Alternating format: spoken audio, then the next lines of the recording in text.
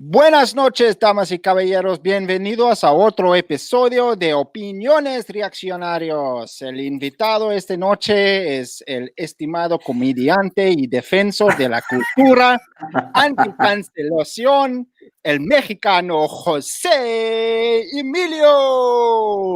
No, I'm kidding. That was Just so kidding. racist. That's not even funny, man. Wow, that's Cancel. just like racist off the bat. All right, ladies and gentlemen, welcome to yet another episode of Reactionary Opinions, the most based and reactionary show on the African continent. We have a fantastic guest this evening, Mr. Joe Emilio. I almost said Senor Joe Emilio, but no, guys, he is not Mexican. I was so sad to hear that he's not Mexican, but anyway, Joe Emilio is a comedian who basically now made a name for himself going on a anti-cancel culture campaign, and we're going to be talking a little bit about that this evening. Joe, how are you doing, my man? I am good, Scott. Thank you guys so much for having me, the three based bros. I got a quick question for you guys. Okay, so based, right? What is that, like some woke term that you guys are trying to like? What is that? What is based? No, based is essentially just. Yeah, Dylan, go. As far as I'm aware, the term originates in the late 2000s. There's a song by this rapper named Lil B. But then what it was is it just meant I'm based. I don't care. Basically, it just means I don't care what other people think about me. I'm just going to say what I think. And then basically it became a meme and was totally absorbed by internet culture. And now it just means, yeah, like I'm not concerned about the haters, essentially. Why do I feel like that was your idea? Yeah. That's why we love Dylan on the show. He explains things so perfectly. Yeah. I have to, man. That's how I make my money. I'm a teacher. If I can't explain things, I'm dead. Yeah, exactly.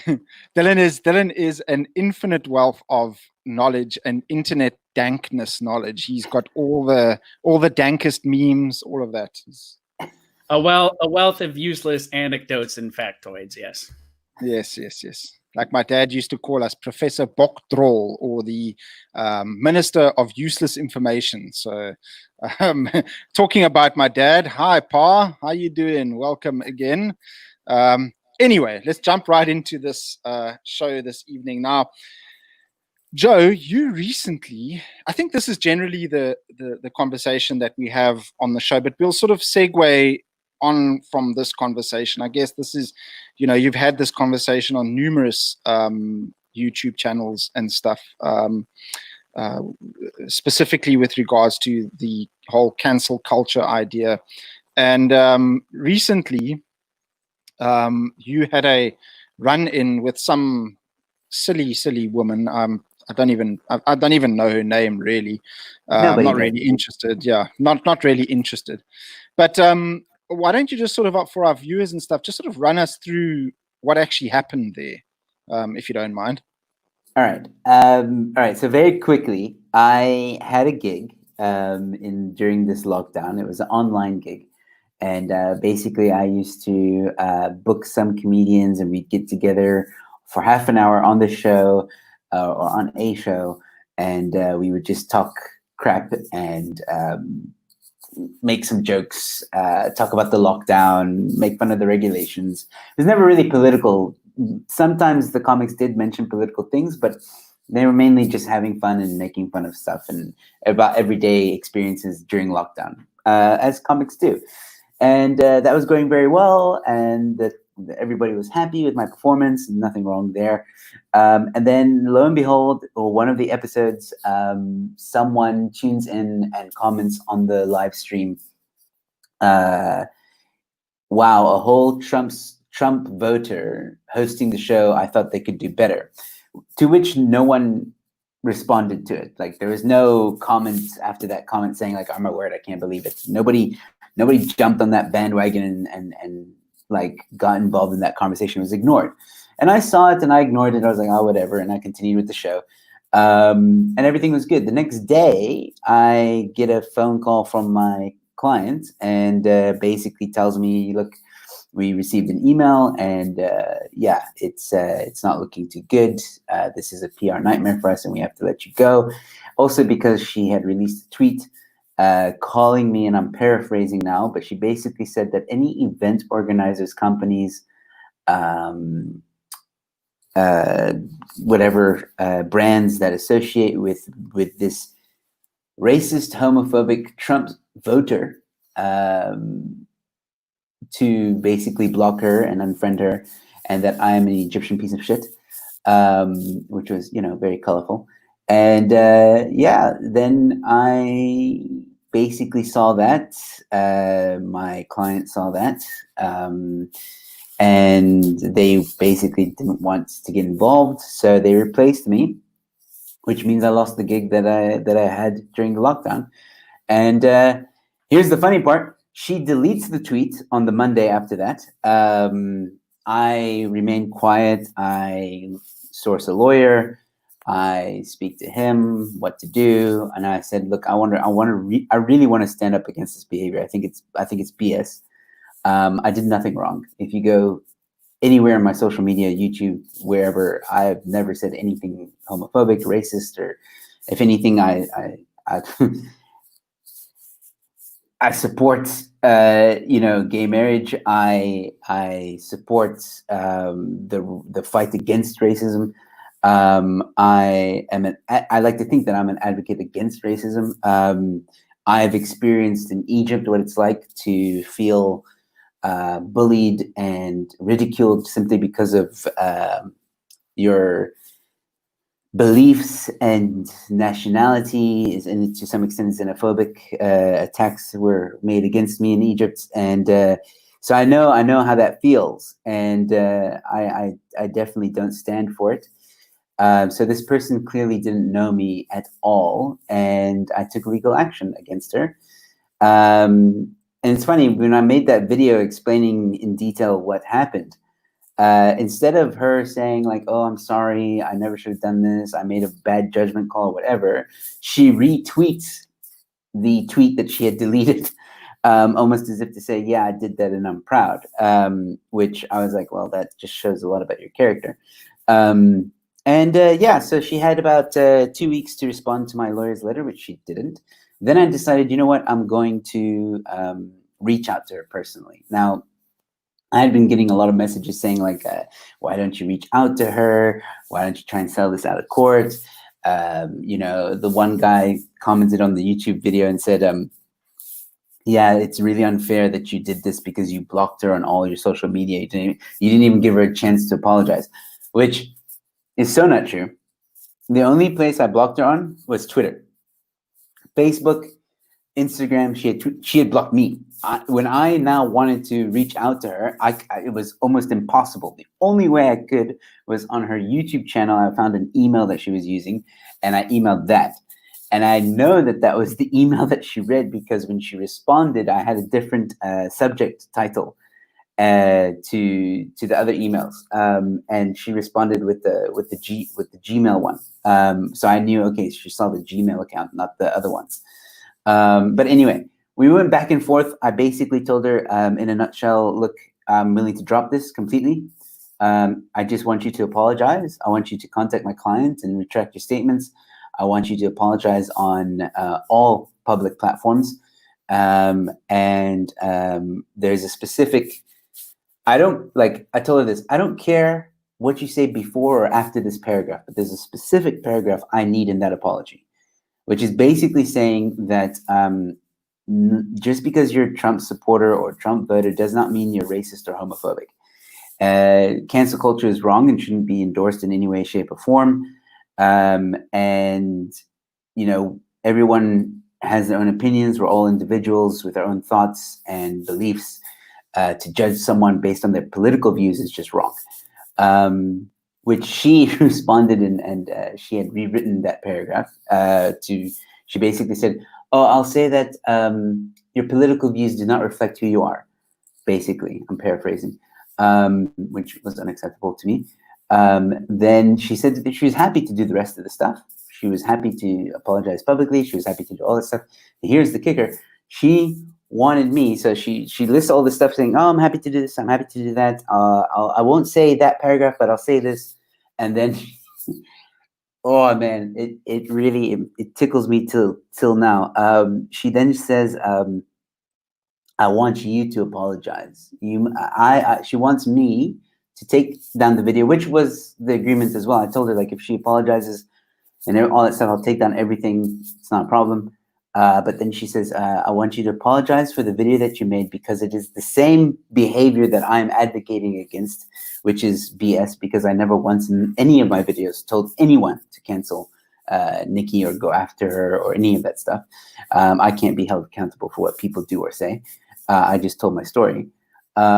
So she wants me to apologize for the video, for doing what I did, for basically reacting to what she did, which is absurd and you know, makes her apology null and void, because that's not how it works. I did tell her, like, look, we're in this position because of what you did. Like, you need to acknowledge that. That's the whole point of an apology.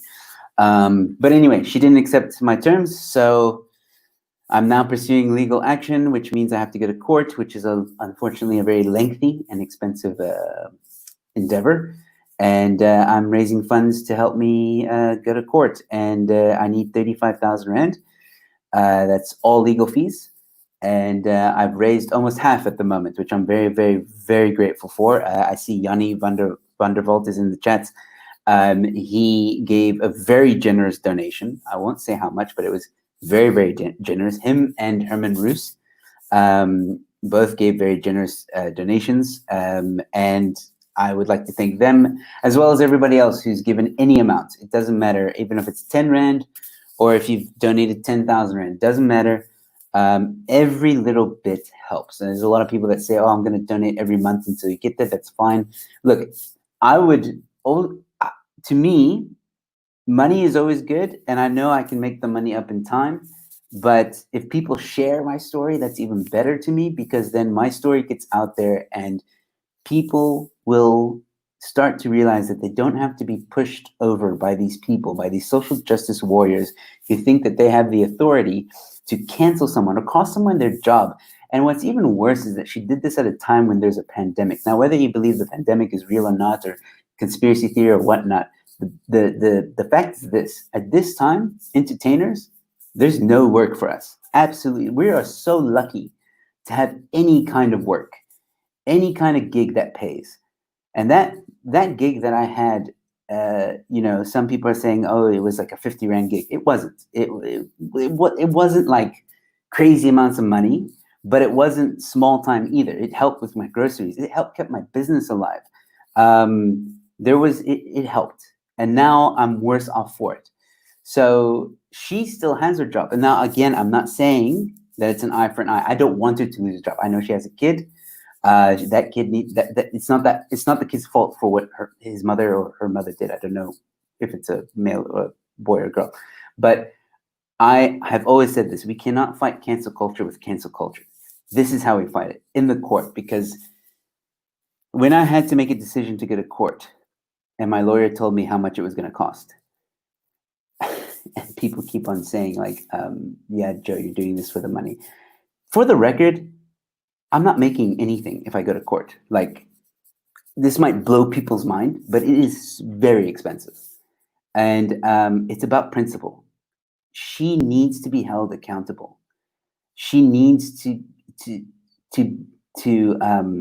there needs to be consequences for her, because if I don't go to court, that means she gets away with everything that she did, and any social justice warrior friends that she has will be like, oh, wow, nothing happens to you if you do this, and it just continues that behavior through and through. People will just see that this as an example for them to just cancel someone else and have no fear. And I need to show that, no, there are consequences when you do this, especially if you do it when you don't have any evidence to support your claims and cost someone their job. I mean, this is the other thing.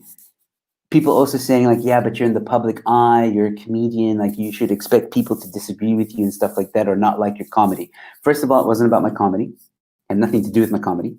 Second of all, it was to do with my political views, which of course, if I speak about politics, I expect people to tell that you can swear at me, you can even call me a racist, all that stuff, but you went after my job, you went after my income. You cost me my income. Who does that? What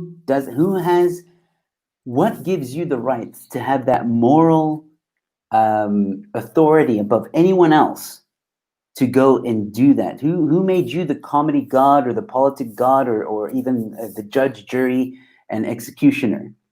You had no right, absolutely no rights. And before anyone brings this up, I know people always say this. What about the clients you had? What about the clients you had? They're also at fault. Yes, they are. I'm not denying that.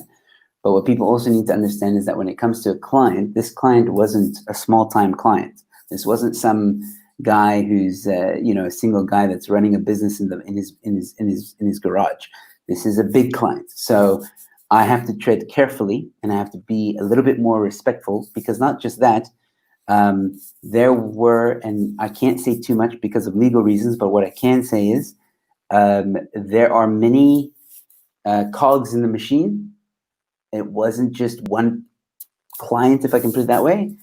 And I am exploring the possibilities of what to do next with regards to that. I don't know if anything is going to happen or not at this stage, unfortunately, but that's as much as I can say about that. What I would like, and which I think would help a lot of artists out there, is for companies to start putting disclaimers when they work with artists, such as the views and opinions of our artists do not reflect the views and opinions of the business or company.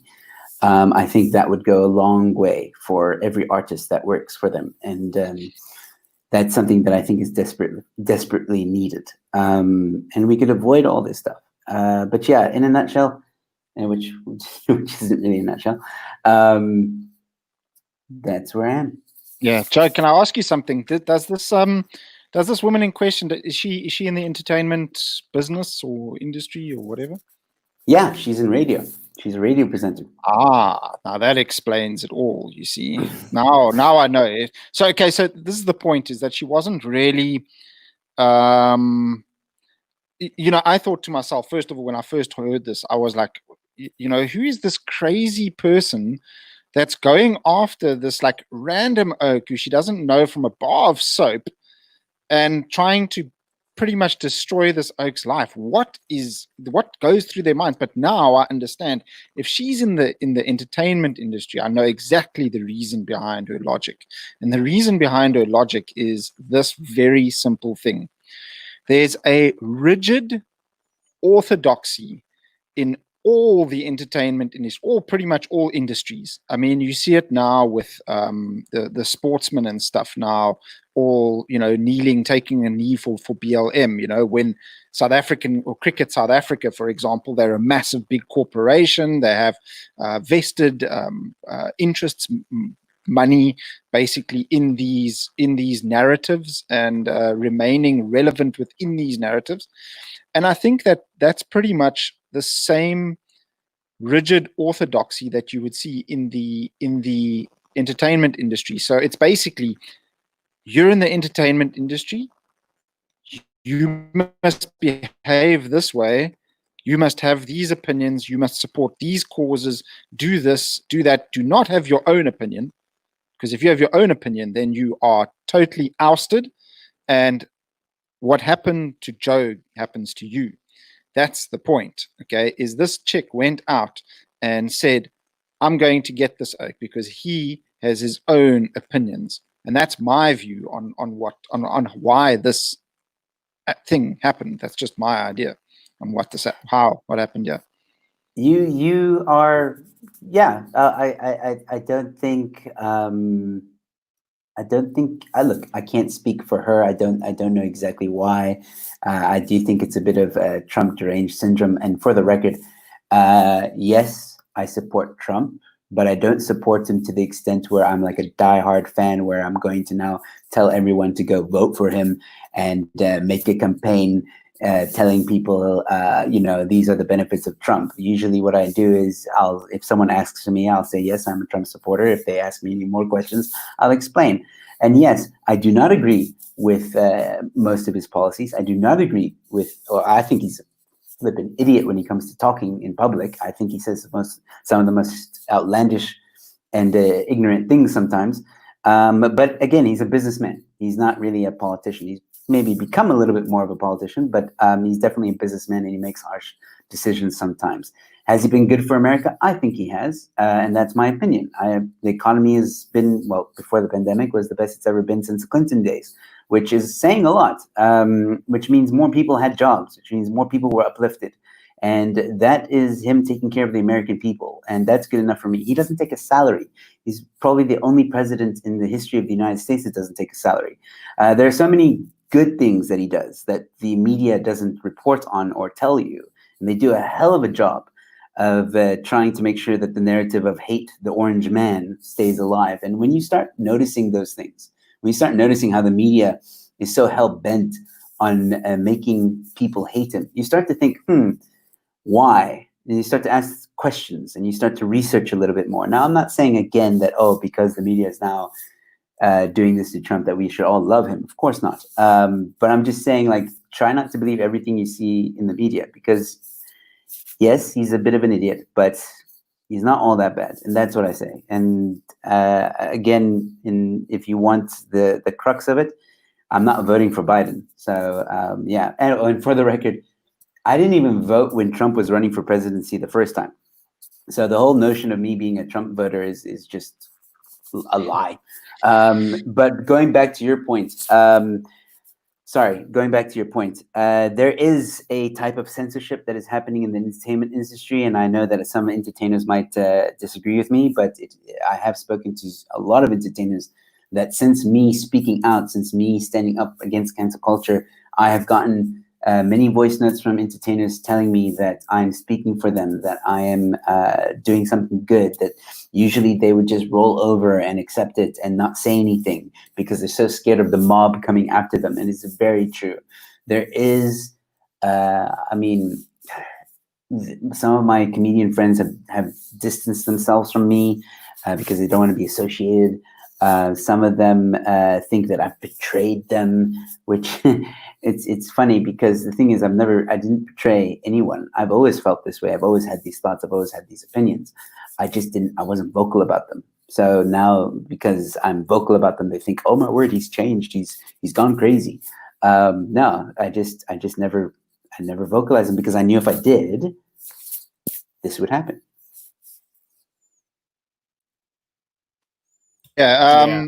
Before I go on, before I hand over to Dylan and Russell, I just want to I see old Yanni van der Walt. He's the guy that you were talking about. Welcome, Yanni, and thank you for that donation to Joe. I know he really appreciates it, and we appreciate all your assistance as well. The Wizard came in. He unfortunately had to leave. And Beth is here. Hi, Beth. Welcome. Good to see you here. Couple of comments in the comment section, but we'll get to those a little bit later. Dagbreker, how's it, man? Good to see you here as well. We'll get to a couple of your comments in a second. D-Dog, you want to go ahead and Yeah, sure. So I'm just thinking about this censorship and comedy thing. It's not just here in South Africa, obviously. If you look at Hollywood or the New York comedy scene or whatever, there's a lot of, they'll say, oh, well, there's no like explicit rules. Well, there doesn't have to be like, here's the agenda. We have this new law and these are the jokes you can't say. There's none of that. Everybody just sort of knows when they need to be quiet. Like we know, right? We know in certain settings, corporate environments, public education settings, universities, we hear something and we might disagree with it, and we know that if we open our mouths and say it, it's going to cause us trouble. So a lot of the times we just keep our mouths shut. It's obviously very small, but I remember being in university, and there was a number of times where I was like, "Oh, I want to," but I knew things would blow up in my face. And then the time I did speak up, yeah, it blew up in my face.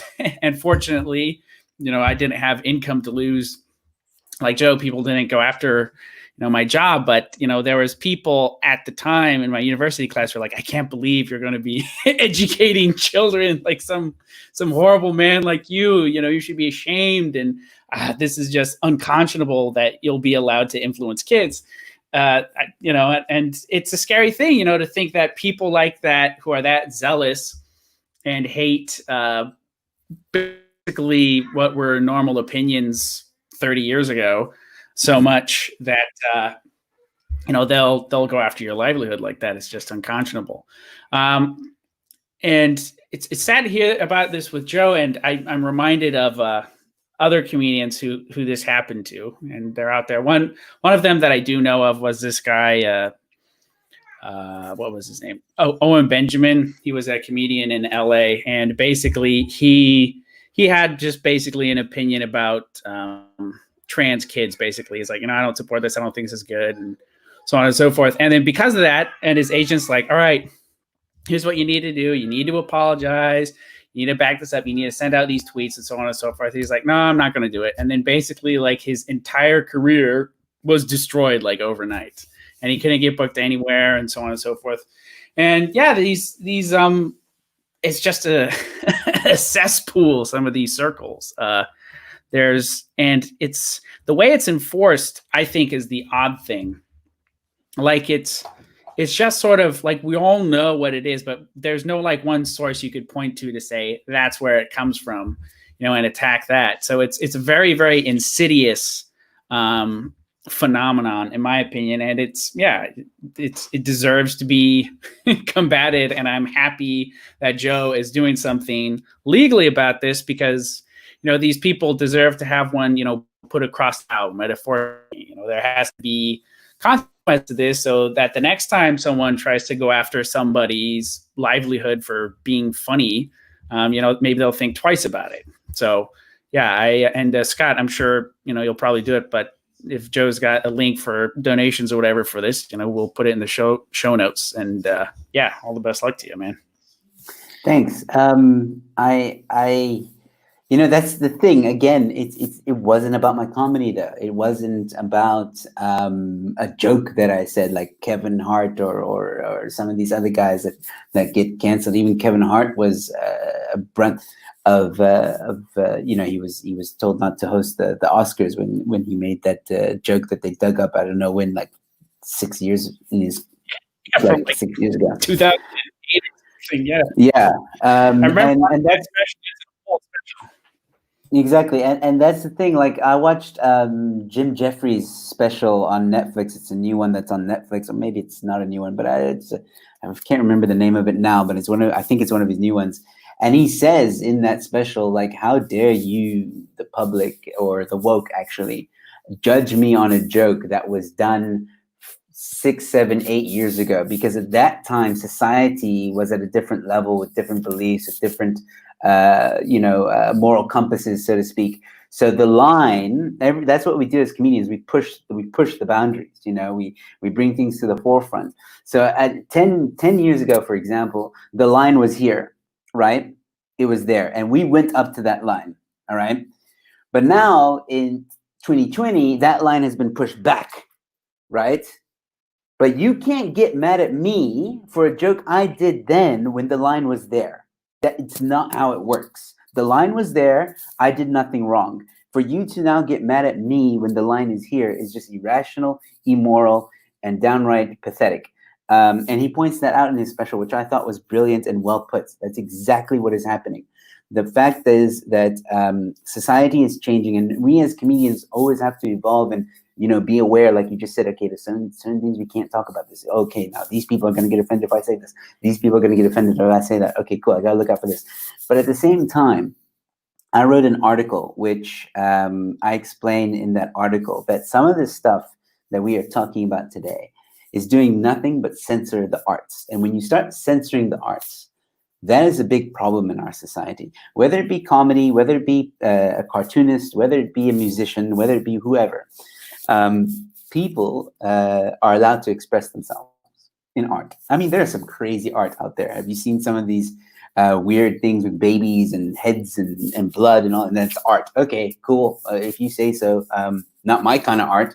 But if that's allowed to exist, then why can't my comedy exist? Yeah, sure. Maybe some people are not going to like it. I get that. That's fine. Not everyone is supposed to like art. There's no way that you as an artist, no matter what you do, cannot offend everyone. It's impossible. No matter what you do, no matter what you say, it's going to offend someone. We're going to get to a point in comedy where we're not allowed to talk about stereotypes, accents, countries, religion, sex, gender, all these other topics. What are we going to talk about? The weather? Oh, no, wait, that might be offensive if we say there's a dark cloud coming over, because someone's going to be offended because I said dark cloud. So there's no limitation to where the madness stops. And people say like, oh, Joe, you're overreacting. No, it's happening. It's going to go there. Like some people now can't do accents, a white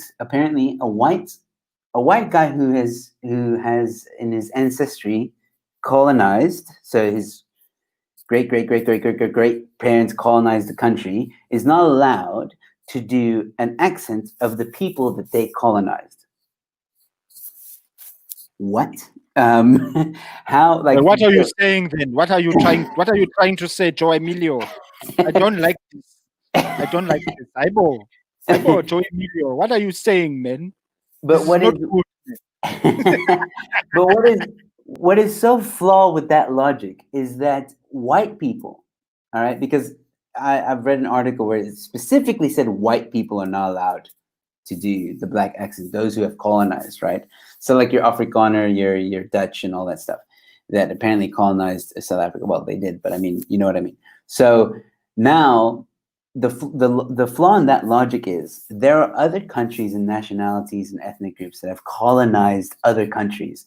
They weren't just white. What about the Chinese who colonized? What about the Spanish who colonized? What about so where do we draw the line again? There are back in the day, in those days, people had an urge to discover things. They wanted to discover new land. They wanted prospects. They wanted a better life for their families. They believed, I mean, back in the day when Christopher Columbus was around, America was like the land of the free and prosperous, and go there and you will get nothing but riches and gold and live a happy life. And that's what people did. They went, they lived there, and they moved over. And now we're being penalized because of that. It's almost like we've gotten to a point where humans now have discovered every inch of the planet, and now we have nothing better to do but to attack each other and look back at our history and use it as a weapon rather than learn from it, which is very sad to see. Yeah, a whole bunch of bickering old men and stuff, just complaining and crying and making up just a never-ending slew of rules and things. I guess there's this guy over here, Drunk Questionnaire, that says, "Am I the He's only a one friend. Don't worry about him. to troll Joe?" Yes. Drunk Questioner, go ahead. Actually, while we're here, just go subscribe to his channel. He's actually quite a cool guy. He's also slightly a comedian, but he's more of a magician and a YouTube personality now. He actually talks a lot about. I think you guys would like him. He talks about everyday occurrences in the world, and he basically makes fun of bullshit. Cool. I will definitely go and subscribe to Drunk Questioner. Yeah. So, Russell, did you have something that you wanted to ask Joe as well? Yeah, Joe, I mean, this whole canceling people. I do not, and this is my opinion. I'm not a social scientist I haven't done surveys and polls and all sorts of things, but there is actually no foundation in popular opinion to have a cancel culture. In other words, things like Twitter and social media is not reflective ultimately of people's, the general population's views. I'm sure, taking a South African context, all right, the comedy that you've produced over the years, no matter what it is, probably as comedians generally have broad appeal. So you go ask a basic sort of person in Cape Town, go to any sort of neighborhood, go to Mitchell's Plain, you'll get a laugh out of them. Go to the northern side. Yeah, exactly. I mean, the least offended people. Yeah, correct. They're the best. They'll get a laugh. And Mitchell's Plain in the Cape Flats is a massive area. What I'm getting at is that there's absolutely no reason for this cancel culture. I do not actually buy that it is the general opinion of the people. And I believe, it is my firm belief. I can't prove it, but it's my firm belief that this is actually completely manufactured and without any real basis, even in popular opinion. I think popular opinion is actually on the entertainers like yourselves' side. Where I still believe that, generally speaking, people are reasonable, and if the story gets out and people are allowed to actually present their case and their comedy and their art, as you said, in a correct sort of way, and it's done well, then people can think for themselves. It also comes down to an overly nanny state type of environment where these corporate agencies and universities and governments and bureaucrats and that sort of thing are nannying the great population as well. You know what I mean? So I think going forward, it would be great somehow that entertainers like yourself, and I'm very glad to see you sticking to your guns, because I think, honestly, I do believe that you have the support of the general man in the street.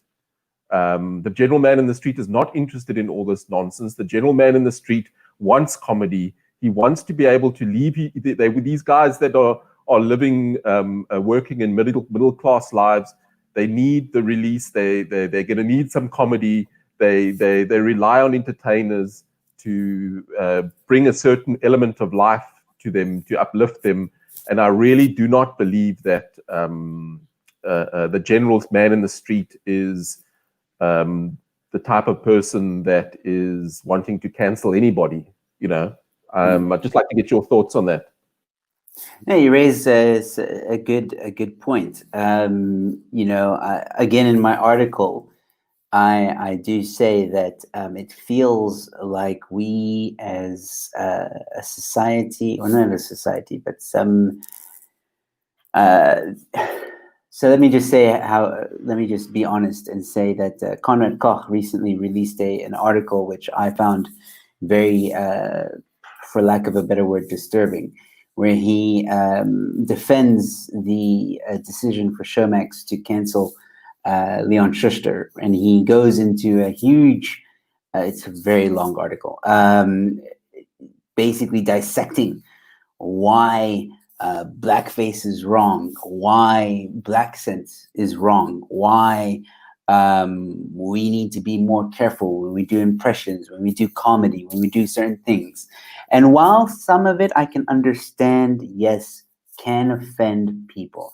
Like, for example, if I was to make an accent and really belittle someone by doing the accent to the point where I'm making fun and almost coming across as a bully, then yes, that is wrong, because that is offensive. I am purposely being offensive, and I think that's a general rule for any performer. Don't belittle your audience. Don't make fun of your own, unless it's a roast. You don't do it. But now to say, well, even if it's that, now we can't do it at all. Like a certain race can't do it at all. It's articles like that the general public will read, and then they'll be like, if I watch a comedian now who's white and does a black accent, now the audience is going to overthink that accent and will cause an even more divide, because now, before, we weren't even thinking about it. Maybe one or two may have been offended, but they wouldn't have said anything. They would have watched the rest of the show. And because that happens, I mean, I've watched John Blissmas. He's a very controversial comedian. I don't agree with everything he says and everything he jokes about, but there are some jokes that I find hilarious, you know? And in that kind of way, if I'm now sitting watching a comedian and now I'm really dissecting everything he says on stage, am I actually enjoying the show, or am I just being an analyst on comedy and being like, he did this like accent which is not cool and that's offending my brother over here, and da-da-da-da-da. We're ruining the arts completely, dissecting it. And I think that's the dangerous part of articles like Conrad's. Like, I get that he may have done it in with good intentions, but it's a dangerous thing, which is why I had to write my article, which was basically saying, look, I get that this article exists and it has every right to exist. Conrad has his opinion. He has a right to his opinion. It must exist. But my article, in that same light, can exist as well, where my article says, leave it to the people. We as artists, I don't give a damn about any other comedian. I really don't. I don't care what they think. I don't care what they say. I'm not telling jokes for them. I'm telling jokes for guys like you, for the people watching. I mean, the thing is, Joe, the opinions and jokes and everything must stand or fall in public opinion. You know what I mean? And that's exactly what it's supposed to come down to. And that should be the guide as to where the artists move, you know, where they move to. They're using public opinion. Guys, okay, carry on, but I want to say something in just a sec, but carry on, go. Cool. But now the problem is with your point, right, where you said that the populace may not agree, or we don't think, you know, the everyday man type of thing. The problem is that the media influences these people sometimes, you know. Not a lot of people are in tune with the media, but there are some. So the media has a narrative. That narrative sinks down. And it's a very complicated thing, because I've seen it infiltrated in many different ways. There are some that actually watch the media, and then there are some that don't watch the media, but they'll listen to a friend at a braai. The guy at the braai will say, oh, dude, did you hear this in the news the other day? And because we trust that friend, we're like, oh my word, okay, so that must be how it is, right? So now that influences the audience. So when we as artists go into a room where we think, oh, we can say whatever we want, sometimes the media has done such a good job at brainwashing people that there are certain topics we can't talk about. There are certain things that we just cannot joke about because the audience won't like it. Now, I say this, but I've noticed that it depends on where. For example, Cape Town, very woke. Can't do any of the, like, anything that like people say offends someone. I can't do it. But if I am in the Bourgeois Curtin, or if I'm in Caledon, or if I'm in Somerset West, conservative, also surprisingly more open-minded. I've had one of the best shows I've ever had was in a little bar cafe room. Must have been 60 people, majority colored. And it was recently, maybe just over a year now, I headlined and I got a standing ovation. Now, I'm not bragging. I'm just saying it's a room like that in Somerset West, of all places. And it showed me the difference, the Helderberg. It showed me the difference of how the demographics are, and how some people, like, I could do that same set in Cape Town and it would die. So yes, you're right that the everyday man doesn't, you'd like to think that they're not thinking that way, or they don't absorb all the woke stuff. But yeah, I think it's more than that. I think it depends on where we are. I think it depends on the demographic. It depends on the audience. Yeah, it depends on a lot of things. So I'd like to just take this hat off and bring on my tinfoil hat over here, because you guys are going to start calling me a massive conspiracy theorist and stuff. But basically, all I heard through this entire last 10, 15 minutes and stuff was a George. yeah, look, this, bear with Was me. what? George Soros. But I anyway, was just just bear with me. I just jumped in. I just said George Soros. No, That's who it is. that's not where that's not quite where I'm going with this. But just bear with me over here, okay? Yeah, Eleutheria, Beth, yeah, thank you so much. Please like the stream, guys. It'll help the reactionaries build their viewer base. Yes, thank you, Beth. So here's the thing. We've seen this sort of narrative play out, and it is what I mentioned earlier on about this rigid orthodoxy. Okay, now all the big media companies, so Showmax, Netflix, Media 24, all of these guys, they are the guys that essentially are writing the paychecks for all of the entertainers and stuff. Okay, they are by far the biggest platform. Okay, so think about this logically. Okay, Joe, let's say, for example, you owned the largest media corporation in South Africa. You owned it outright. Okay, and you basically paid advertisers, musicians, comedians, artists, all these guys to bring viewers to you. Okay, so and that's basically what a media company would do. But here's the thing: your company and the owner of the company, for example, let's say that person has some sort of opinion or idea or narrative, and what is stopping that person's company from expressing that person's views? Okay, I'll tell you what's stopping them. Nothing. Okay, it's perfectly normal. It's perfectly fine. Okay, but I'm convinced, and I grow more and more convinced of this, that there is this strange idea that all these companies adhere to a similar narrative, and they pay their people to push that narrative. Okay, and look, it's understandable because that's the way it would be. You know, that's generally what we would do. You know, on your own platform. Like, for example, this YouTube channel is our platform, so myself, Dylan, and Russell decide what happens on our platform, you know, and everything that comes off of our platform is the most based reactionary hardcore shit on the internet, you know. But but it's the same sort of thing in this, if you scale it up 10 million times.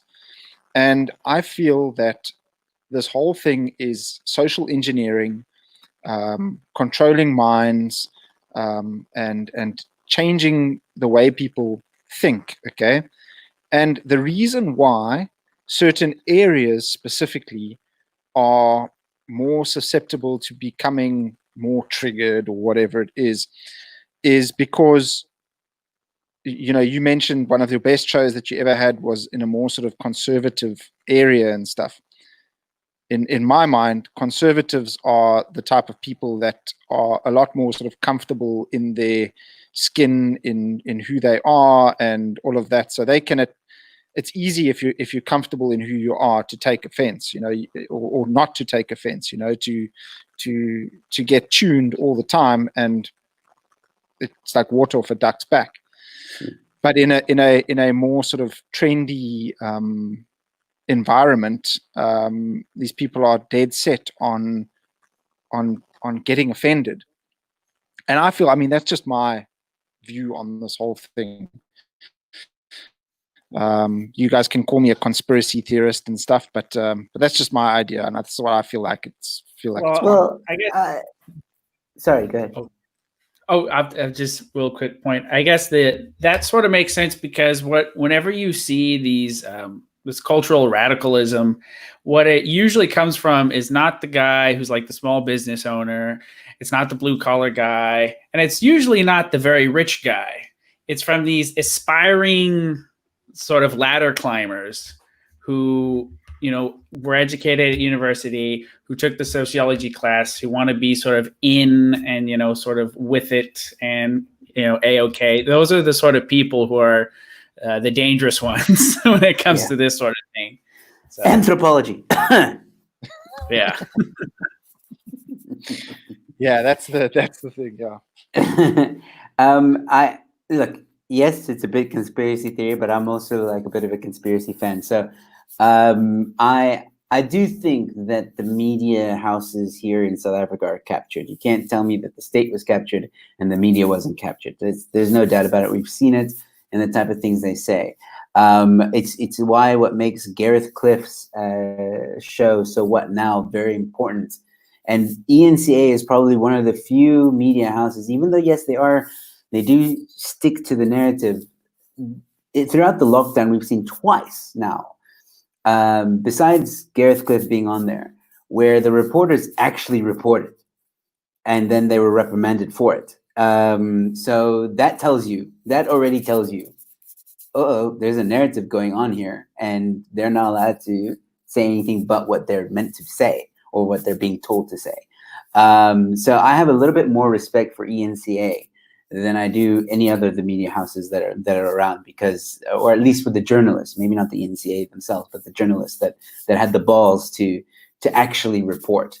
And the fact that Gareth Cliff now is on ENCA, a lot of people thought that maybe he's been captured, but no. If you watch his show, he's talking about some controversial things. It's not really that controversial; it's just different ideas. And it's good because it's getting a different voice out into the public.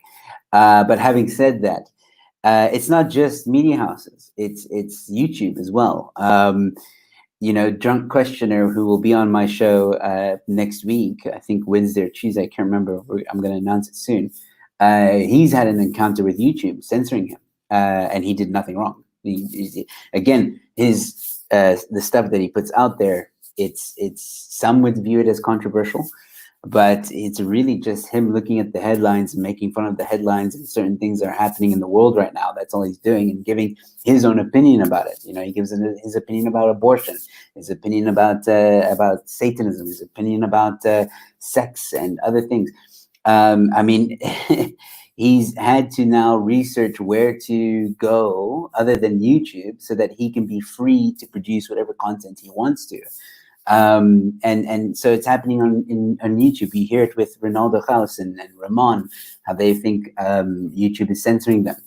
And they're not the only ones. There are many of those. And it's all because of the people that are in these positions, like you said, that have the control.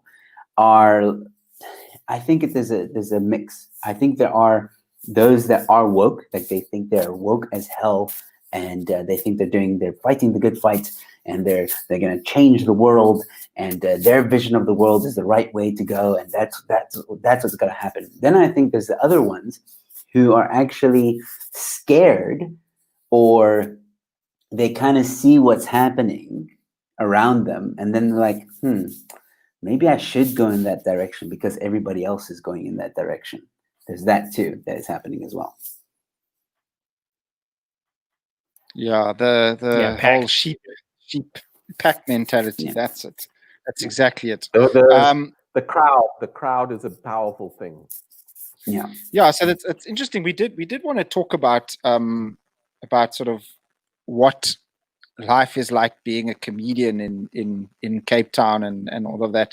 And you did kind of already sort of touch on that, you know, I guess if you had to choose your favorite place to do a comedy show and all that, it would obviously be sort of Boulevard's curtain style and stuff, because, you know, the Oaks can take a good punching, you know what I mean? They can get verbally clapped, you know, and that's great. I like that, you know. And you know what, Joe, anyone that's watching and stuff and is not subscribed to Joe's channel, go and check him out, because Joe does a lot of political YouTubing and stuff, but he also does these really cool roasts where he brings on these comedians. And there's that one dude, Joe, that one, he's like an Afrikaans dude, and he's always smoking. Always smoking. Yeah, that High. guy is like, yes, he's like the burn king of. He's just I refer amazing. to him as the Jim Ross of South Africa.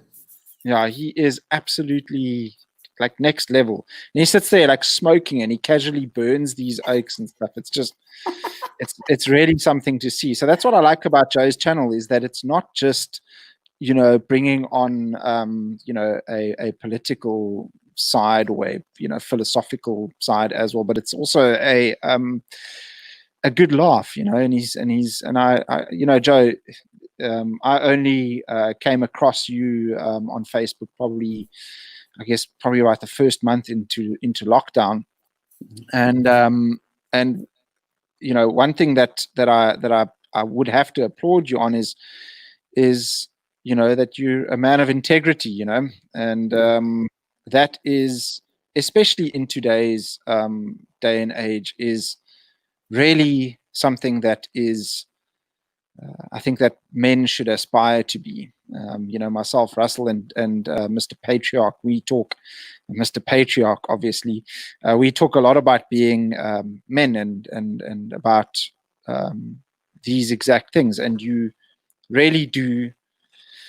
You're doing a stellar job, Joe, and I think that is really commendable. And it's a good example to be setting for other guys out there, to show them that, look, even though it might seem that you're alone and all that sort of, and that's actually what the lefty oaks, lefty trendies want, is they want you to feel alone. They want you to feel bullied. They want you to feel like you've got no support and that sort of thing. And I think that all the support that you've received and stuff because of your current situation and stuff is a sign that there are people out there that are willing to help.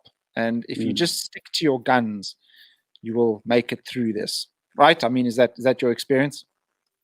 Absolutely. I was blown away that in just over 24 hours, half of the amount I needed was made. I'm not gonna lie. I did tear up a little bit. I couldn't.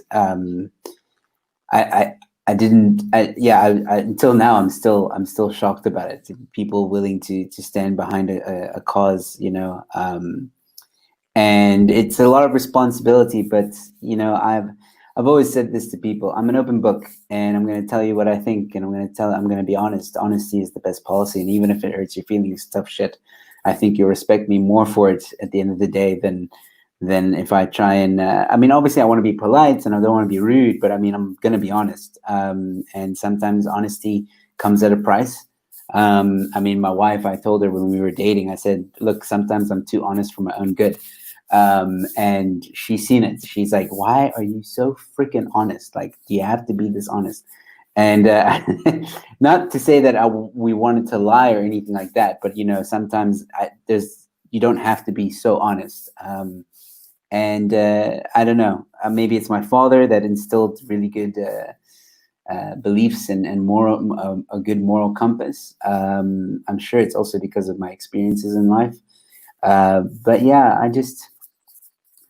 I'm a very big believer in freedom of expression, freedom of speech, rights, human rights. There are thousands and thousands, millions of people that have died throughout our human history for freedom, you know. And yes, freedom in some people say is a metaphoric and something that will never be met, something that will never be achieved. But I'm talking about the freedom, the normal basic freedom.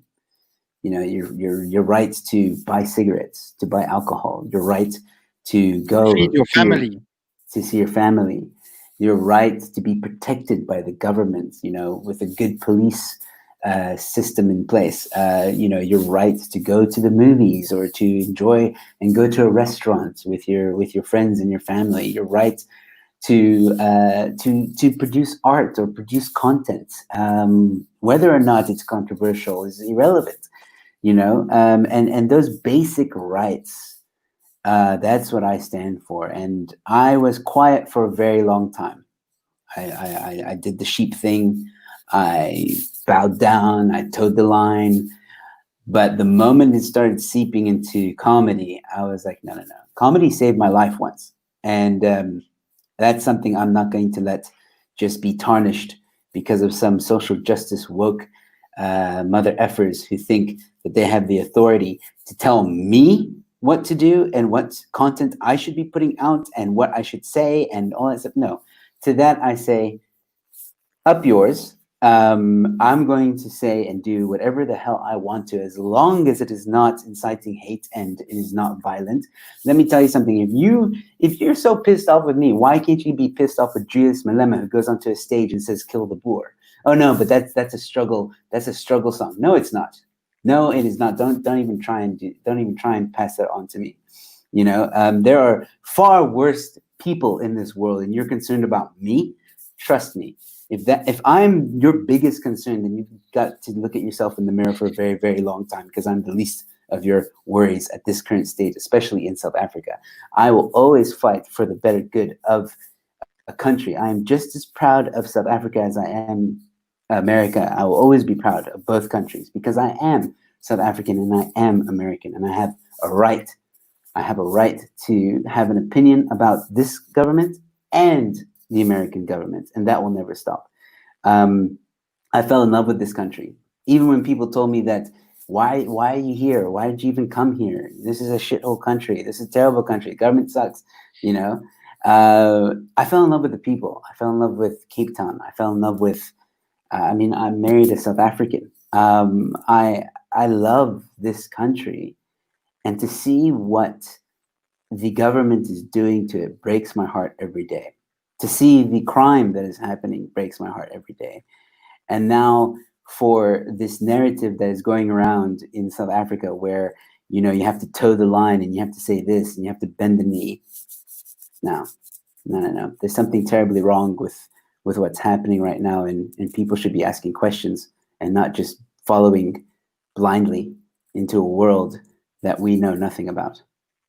Yeah, so that's interesting, Joe, because you know this silly lady that did this thing. I mean, someone like, okay, so myself, Russell, and Dylan, we are reactionaries and stuff. So we have some hardcore beliefs. I mean, we have some far out stuff that we believe. I mean, you know the political compass where it's yes, like, right, we're like I'm like off, dead on center.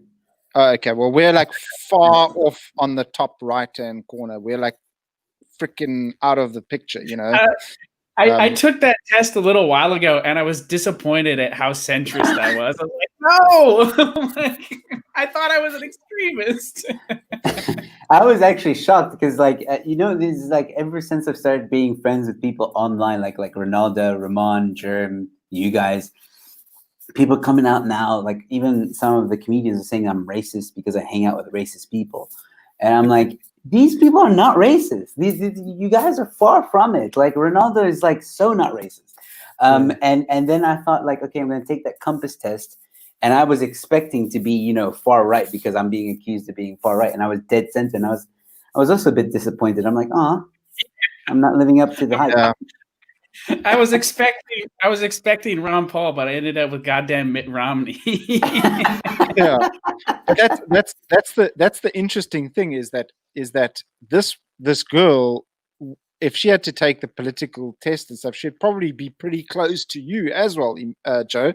So this is the most bizarre thing is that someone who you would probably classify yourself as, I guess, a classical liberal, I guess, in your from what I've heard and everything, you know.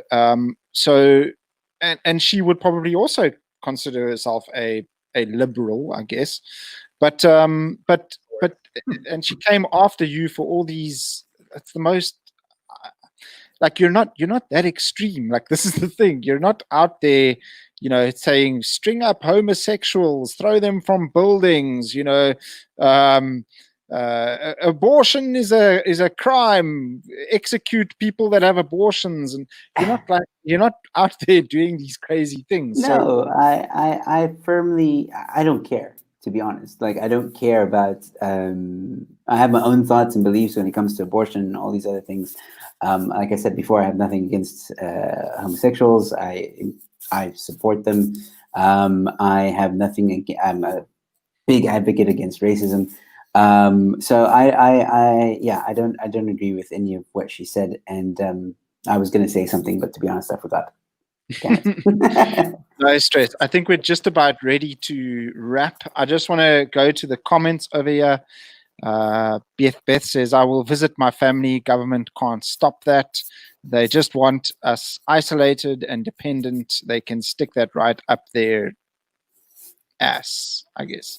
Yes, Beth, I agree with you 100%. That's what they want us to do, is they want us isolated, separated, because, you know, when you're with your family and you have the comfort of friends and family and everything, then you are in high spirits. And people that are in high spirits, guess what they do? They pick themselves up, they become less reliant on the state, and they carry on, you know, and the government can't have that, you know. They want you fully reliant on the state. Dagbreker says, right, I can't even say that word. Traditional conservative, yeah, I'll support the traditional conservative, yeah, but no libertarian stuff on our channel, thank you. No, I'm teasing. I'm teasing. I'm just teasing, but yeah, we're pretty anyway. So but yeah, okay, libertarians are like our allies, I guess, but the traditional conservative part, I like that. I feel kindly towards libertarians because I'm like, I used to be one of you guys once upon a time. Yeah. I have a fond kinship, unless they get. Yeah, libertarians are like my hometown, I guess. You know, I have a connection with them because they. I feel like I feel about libertarians like I feel about my hometown, which is like a small rubbish hole where nothing's actually going on. It's a one horse town, but the horse died years ago, kind of thing, and that's what libertarianism is essentially. So that's how I feel about libertarianism. The meaning of life can be found reading "Man, Economy, and State" by Murray Rothbard. Yeah. Yes, and your big and Ayn Rand shrine in the corner of your room. But check what Beth says. This is interesting. She says mine came out far right a couple of months ago. Last week it came out in the middle of the right. Wow, that's interesting, Beth. I wouldn't take you for someone far right. You racist, you. Just teasing. I love it. Everyone that's listening, go to Eleutheria. It's her channel, fantastic channel. I was watching her on Sunday. I don't know if you were watching that show where she was sewing. Like, she does these cool things where she like sews. And Beth has the sweetest voice. She's so gentle, and she's like, yeah, well, she's a mom. So. It's the most brilliant thing ever. It basically took me back to, and I told her this, it took me back to when my mother used to sit and sew on like a Sunday afternoon, and I would talk to my mother and stuff. That's what it took me back to, Beth. You lovely, lovely lady. Go and subscribe to her channel. Really, really cool channel. Yeah. Anyway, I think we're just about ready to wrap. Thank you so much for listening. Joe, do you have anything that you want to drip and or tell our viewers about? Plug, yeah. Well, first of all, thank you guys so much for having me on your channel. It really was a blast. And Russell, Patriarch, and Scott, you guys are pretty awesome oaks. And I hope I'll be back. I hope you have me back. And you guys are welcome, more than welcome, to come onto my channel. And yeah, I hope we'll be in touch. Moving forward.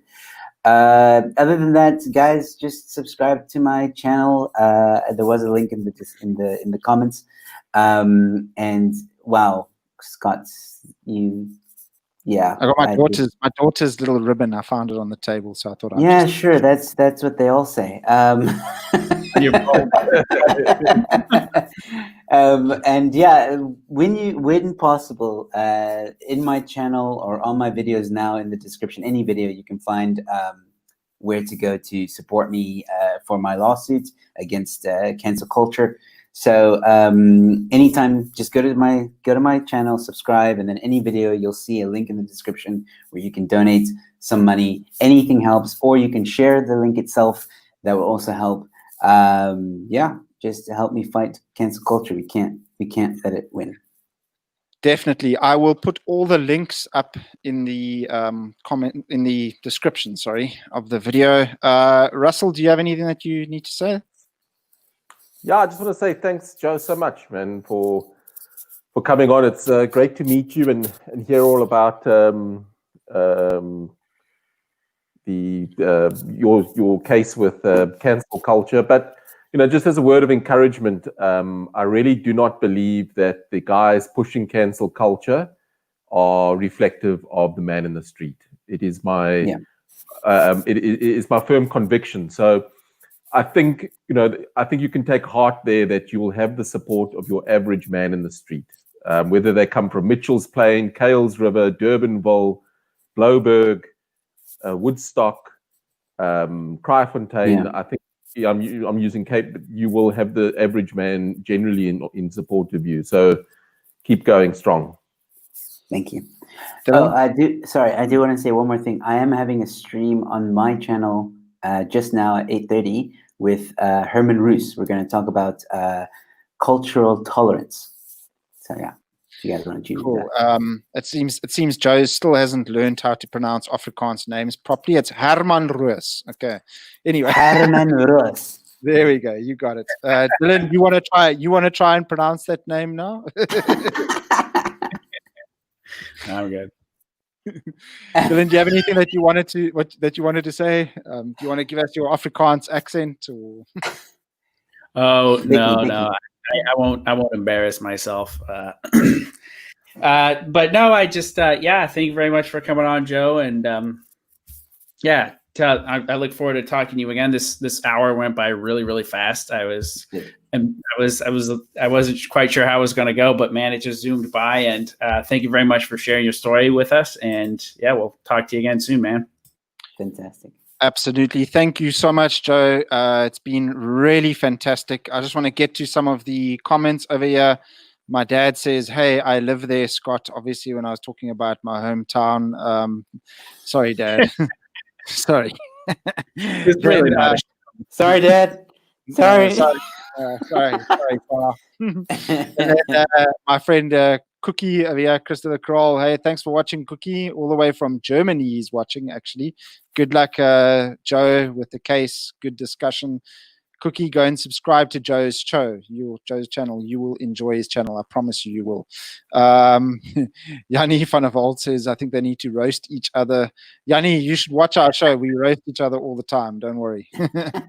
And then Johnny Pingo, bit late there, but hi. Thank you so much for joining. Hey? And he was the very last one, too. Yeah.